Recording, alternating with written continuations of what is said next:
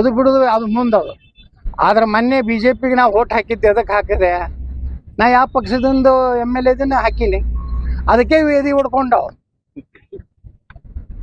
ನಾವ್ರೇನು ತಿಳ್ಕೊಂಡಿದ್ರು, ಏನೋ ಕಾಂಗ್ರೆಸ್ನವ್ರು ಒಂದು 7-8 ಕೋಟಿ ರೂಪಾಯಿ ಕೊಡ್ತಾರ, ಅಭಿವೃದ್ಧಿಗೇನೋ ಒಂದು ಏನೋ 50 ಕೋಟಿ ರೂಪಾಯಿ ಕೊಡ್ತಾರ್ತೇನೋ ಆಶ್ವಾಸನೆ ಕೊಟ್ಟು ಓಟ್ ಕೆಲವೊಂದು ಮಂದಿ BJP ಹಾಕ್ಯಾರಲ್ಲ. ಯಾರು ಹಾಕ್ಯಾರೋ ಗುರುತಲ್ಲ, ರಾಜ್ಯಾಧ್ಯಕ್ಷನೇ ಹಾಕ್ಸಾನತ್ರ ನಮ್ಗೆ ಸುದ್ದಿ ಐತಿ. ಅವನೇ ಇಳ್ಕೊಂಡು ನೀವು DK ಶಿವಕುಮಾರ್ ಹೇಳ್ದಂಗೆ ಹಾಕಲಿಲ್ಲ ಅಂದ್ರೆ ನಾನು ಎಲ್ಲ ಹಗರಣಗಳು ತೆಗಿತಾನ.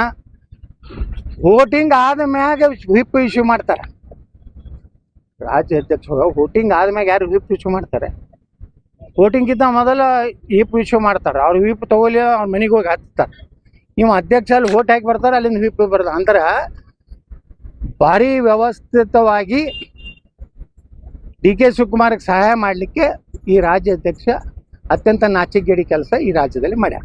ಮೊನ್ನೆ ಪತ್ರದ ಮೂಲಕ ನೀವು ರಾಷ್ಟ್ರೀಯ ಅಧ್ಯಕ್ಷರಿಗೆ ಒಂದು ರೀತಿ ಕೊಟ್ಟಂಗಿತ್ತು ಸರ್. ನಾ ಯಾಕೆ ಕೊಟ್ಟೆ ಅಂದ್ರೆ, ನೋಡ್ರಿ, ನಾ ಬರೀ ಹೋಗಿ ಅಲ್ಲಿ ನಾನು ಏನಾರು ವೋಟ್ ಹಾಕಿದ್ರೆ ಈ ನನ್ನ ಮಕ್ಕಳು ಅದಾರಲ್ಲ, ಅವನು ಫೇಕ್ ಅಕೌಂಟ್ ಅದಲ್ಲ ಸಾಮಾಜಿಕ ಜಾಲದ, ಆದರೂ ಹಾಕಿದ್ರು ಅವರು.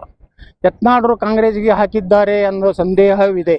ನಿಮ್ಮ ಅಭಿಪ್ರಾಯ ಏನೋ ಹಾಕ್ಸಿದ್ದ. ನಾ ಇಷ್ಟೇ ಹೇಳ್ತೀನಿ ವಿಜಯೇಂದ್ರಗೆ, ನನ್ನ ವೈಯಕ್ತಿಕ ವಿಚಾರನಾಗ ನನ್ನ ಕುಟುಂಬದ ಬಗ್ಗೆ ಏನಾರೇ ನೀನು ಕೆಟ್ಟ ಶಬ್ದಗಳು